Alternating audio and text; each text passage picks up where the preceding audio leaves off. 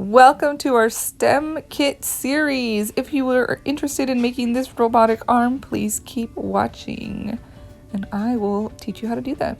So first thing you're going to do is you're going to get a piece of paper. You're going to need a pen or a pencil. You're going to need your straws, your tape, and all of this is going to come in your STEM kit. And you're also going to need some string later, but we'll get to that. You're going to trace your hand. Mine's gonna be a little extra pointy because I got these nails on, but that's totally okay. And you're gonna make sure that you have enough room so that you'll have some of your wrist in there. So as you can see, I left some room for my wrist. You're gonna want that.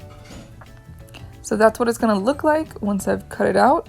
And next, I'm just going to be marking where my joints are. This is going to be important.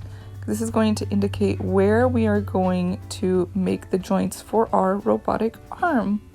The way we're going to do that is we're going to get our straw, and I'm going to mark it. See, there I go, marking each top of my joint. So I'm just going to cut out the top part of my joints. I marked it all, and now I'm going to cut them.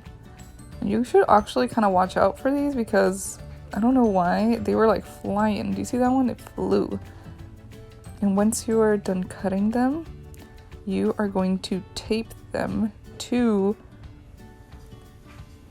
whichever fits. And so this one was closed. You want to make sure it's open. I opened it. And also make sure that the tape does not cover any of the openings of the straw. You want it to be open, because we're going to have to put string through them later. So keep doing that and I will show you what that ends up looking like. So once you're done, it's going to look like this, and then you're going to move on to the next set of joints. As you can see, I'm going to draw a line just like I did before. You're going to make sure you're going to leave some space so that they can bend. And then this part is where I drew our joints, but the ones in our hands that we can't really see. Also notice that in the thumb I only have 2 joints, and in the rest of my fingers I have 3. And then in this part I'm gluing this bottom piece, but taping this bottom piece, but I'm actually gonna get rid of it. So ignore that. Okay, there it is. I got rid of it. So now I'm going to use my thread. As you can see, I already did this to some of the straw, but I'm going to thread it through all of the straw pieces. So here I am. You can move it as much as you want, because let me tell you, it's going to be a little difficult, but not too much, but you can bend it in all sorts of directions so that you can really get in there.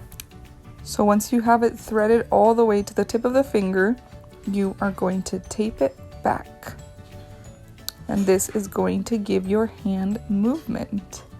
So while we're doing this, consider your own hand and how your hand has joints and what is it that is pulling your joints, your fingers to move. And once you have your string, you are going to make sure that you have enough so that you can pull on them, because you don't want to cut your string too short, because then it'll be a lot harder for you to actually move the joints. Here I am doing the same thing, but with the thumb.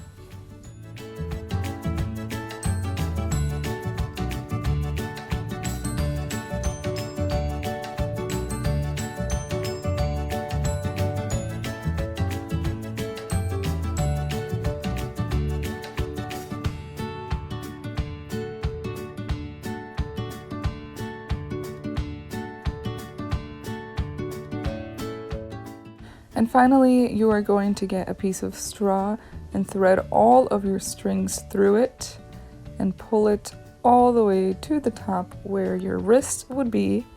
You're going to tape it.